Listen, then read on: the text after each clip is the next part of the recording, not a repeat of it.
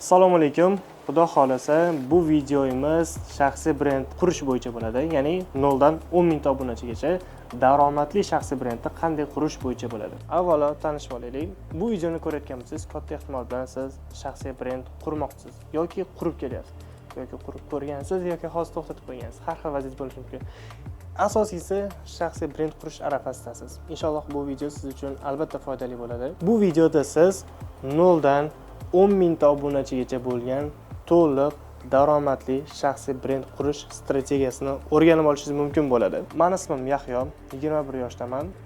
Asli Farg'onalik, Toshkentda faoliyatim olib boraman. Aynan daromadli shaxsiy brend qurish bo'yicha mutaxassisman. Ko'p cho'zib o'tirmayman.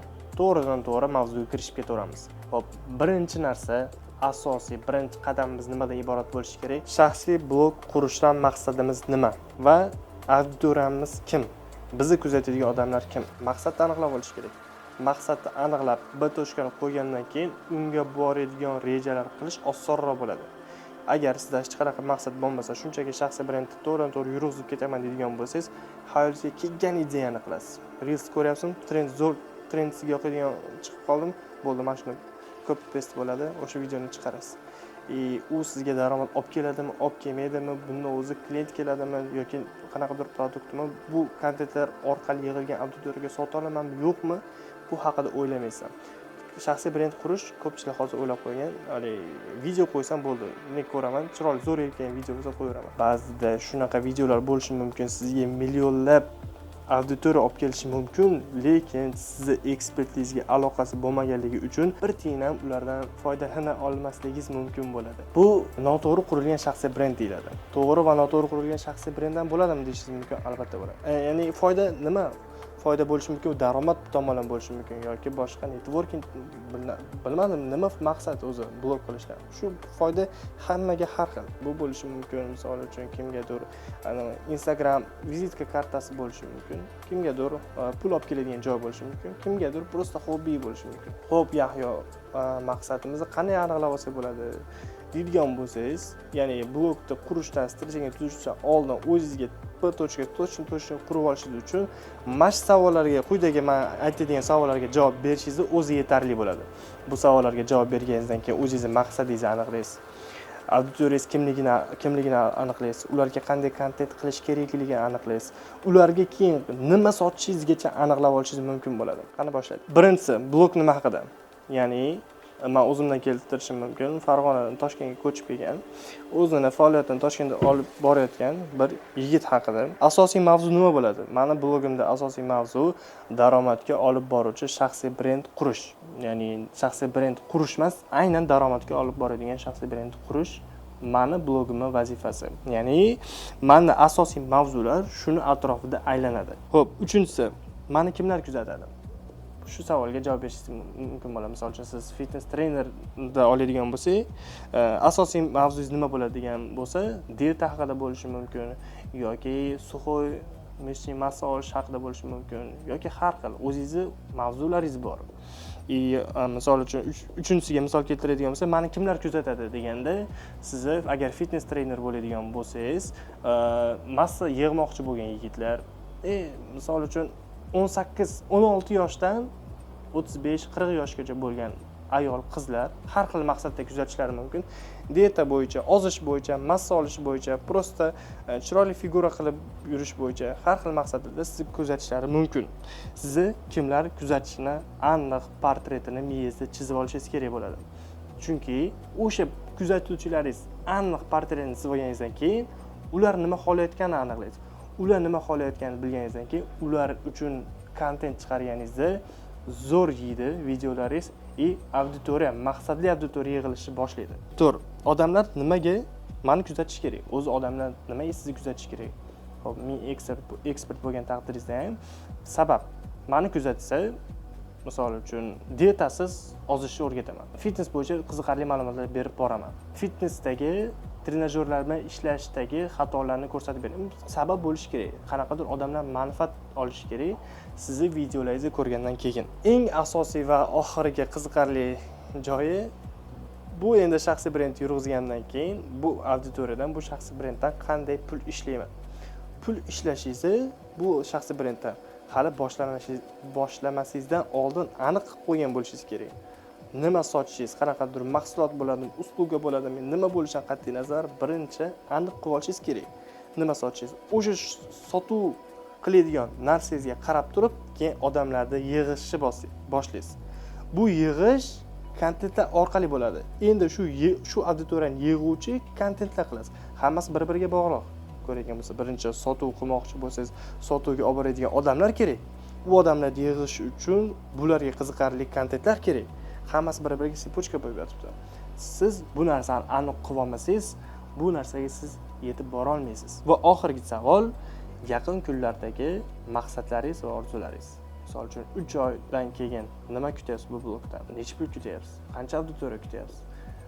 Shu bo'yicha blogni atrofida aylanadigan maqsad orzularingizni aniq qilib olishingiz kerak bo'ladi. Xo'p, strategiya tuzish. Shaxsiy brendni noldan dedik.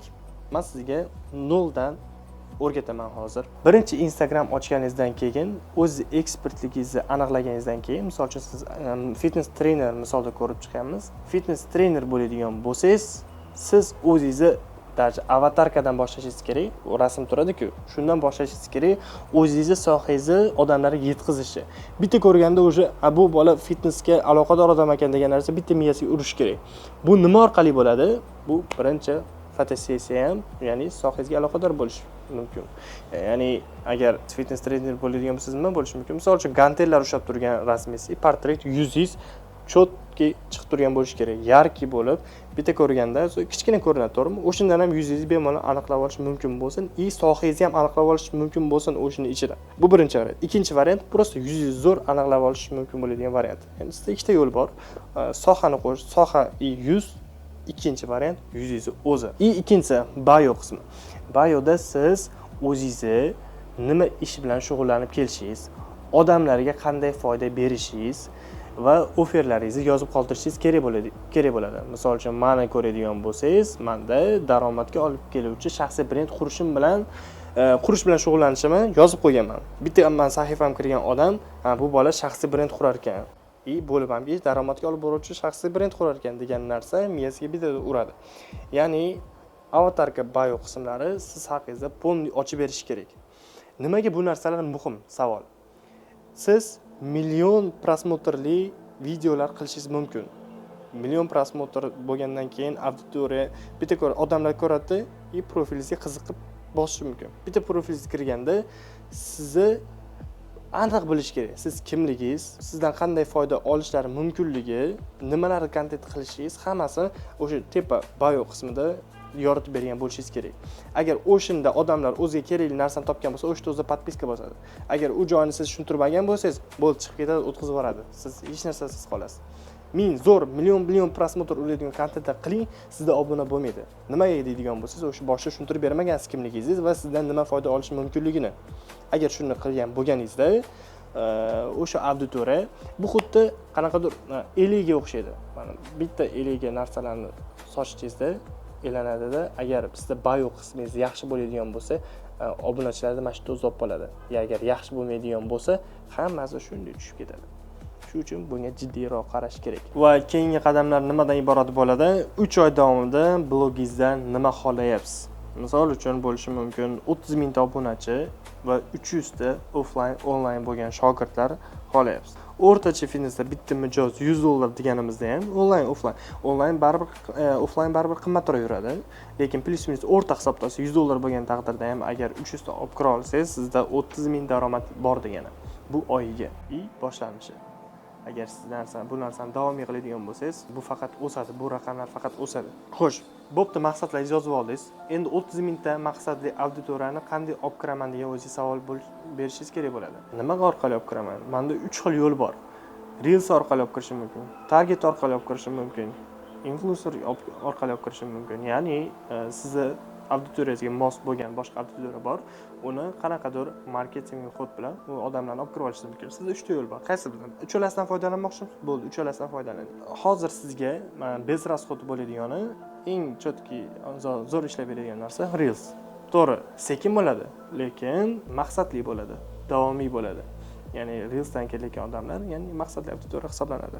Agar to'g'ri kontentlar qilib olib borsangiz. Xo'p, endi auditoriyani yig'ishga yig'dingiz, har xil qiziqarli ma'lumotlar bilan auditoriyangiz yig'dingiz. Qiziqarli ma'lumot hamki o'zingiz sohangiz bo'yicha kontent qilishingiz kerak. Kontent bo'yicha ham qani xudo xolasa video qilamiz. Podpiskani bosib qo'ysangiz, o'sha qiziqarli ma'lumotlar, ya'ni foydali ma'lumotlar kelganda o'tkazib yubormaysiz. Podpiskani hozirroq bosib qo'ying. Like ham bosib qo'ysangiz xursand bo'laman. Offer yaratamiz. Ya'ni bu bo'lishi mumkin dietasiz ozish yoki shunga o'xshash qiziqarli odamlarga wow effekt beradigan offer yarating. Dietasiz ozish men uchun wow.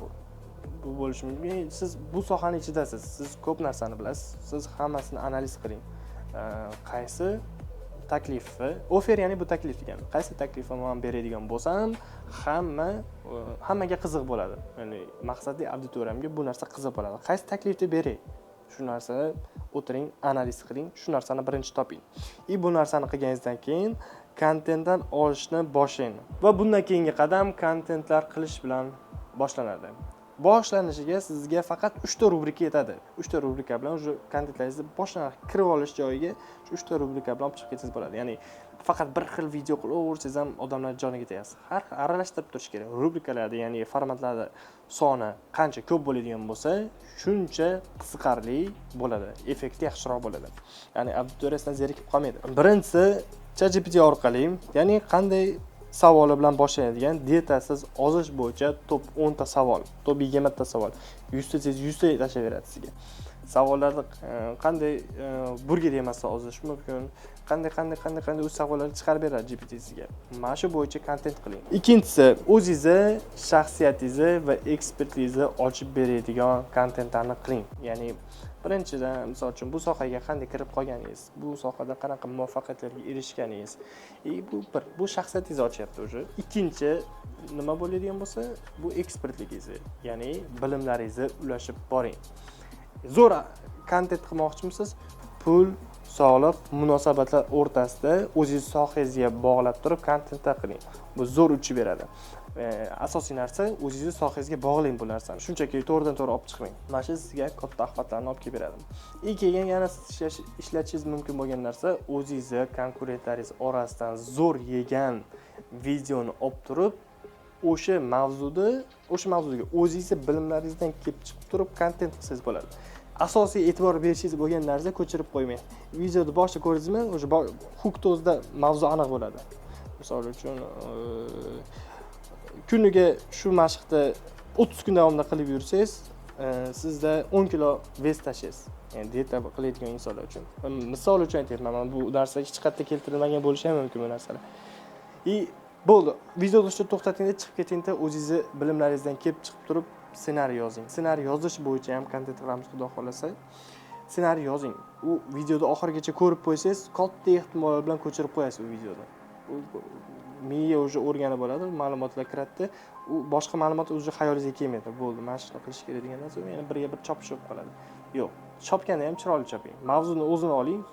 Mavzu olayotganda ham zo'r prosmotr yegan 1 million, misol uchun 500 ming plus registan oladigan bo'lsangiz, katta ehtimol bilan sizda ham shu prosmotrlar bo'ladi. Mavzuni oling, o'zingizni bilimlaringizni qo'shing, unga qanaqadir o'zingizni unikal ma'lumotlaringizni qo'shib turib, ya'ni kontent qilib chiqaring. O'sha narsalar zo'r edi. Bu sizga bitta life hack. Endi o'sha sotuvga olib boradigan kontentlar ham qilishni boshlaysiz. Ya'ni challenge uyushtirsangiz bo'ladi. Challenge qanaqa bo'ladi? 1 oy davomida shu shogirdimni X holatdan Y holatiga olib chiqaman. Bu bo'lishi mumkin. Mana 70 kilo 90 kilo semiz odam, men 1 oy davomida 70 kilo qilib qo'yaman. Misol uchun. Mana shu narsani doimiy 30 kunlik har kuni kontent chiqarib, bu bo'yicha nima qilyapsiz? Qanaqa unga retsept yozib beryapsiz? Qanaqa trenirovka qildiryapsiz? Hammasini birma-bir kontent orqali olib chiqishingiz kerak bo'ladi. Bu orqali odamlarda shuncha paydo bo'ladi. Bu odam mana shunaqa odamlar shunaqa trenirovka qildirib ozdirar ekan yoki massa nabor qilib berar ekan, biz ham bundan pul to'lab turib foydalanishimiz mumkin degan narsani miyaga uradi. Bu odam shunaqa o'qituvchi ekan, pul to'lab, mana shu biz ham o'rgansak bo'lar ekan degan narsa miyasiga uradi. Bu kontentlar orqali xudo xolasa siz 3 oy ichida 30 mingta maqsadli auditoriyangizni yig'ib olishingizga ishonaman. Bu narsani albatta sinab ko'ring. Video oxirigacha ko'rdingiz, sizni tabriklayman va hozir sizga bitta taklif bermoqchiman. Ya'ni bu videoni oxirigacha ko'rgan insonlar uchun shaxsiy o'zimni konsultatsiyamni bepulga sizga taqdim etmoqchiman. Ya'ni bozorda $500 deb turadigan konsultatsiyani mutlaqo sizga bepulga beraman. Bu konsultatsiya nimadan iborat bo'ladi? Sizni bozoringizni aniqlaymiz.